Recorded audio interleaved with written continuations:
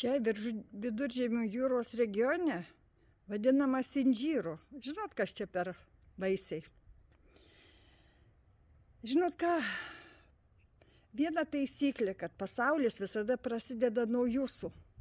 Ir kaip jūs reaguojate į aplinką, į žmonės, į visus įvykius, kas supa jūs, tokie ir esat. Arba laimingi, arba nelaimingi.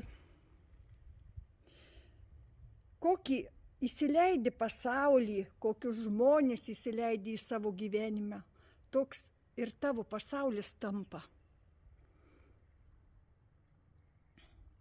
Kai leidi, duodi manipuliuoti savim, menkystai, daug žemesnių intelektų už save žmogui, kokį jūs norit susitvarkyti gyvenimą, kokią jūs norit turėti laimę. Žiauru, kai manipuliatorius tave kaltina, negerbė. Žinot, dar baisiau, kaip tave kaltina manipuliatorius, į jo reakciją, jo toksišką elgesį, nepagarbą, kad tu jo negerbi. Bet niekada neprisipažins, kad nemato savo kaltės, kad tokį tavo elgesį išprovokavo jisai ar jinai. Manipuliatorius tai yra baisus žmogus. Ir jeigu jūs tokį šalia turit, jūs jo neišauklėsit, jūs jo nepakeisit.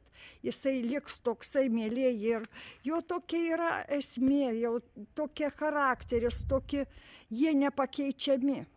Arba jūs save žudysit palengva, gyvendami su tokiu toksiniu žmogum,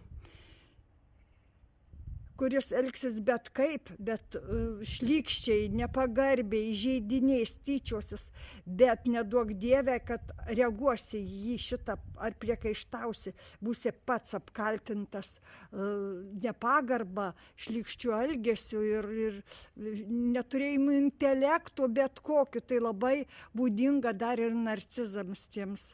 Bet šiaip yra žmonės labai daug tokių yra, kur turi panašų charakterį, mylėjai.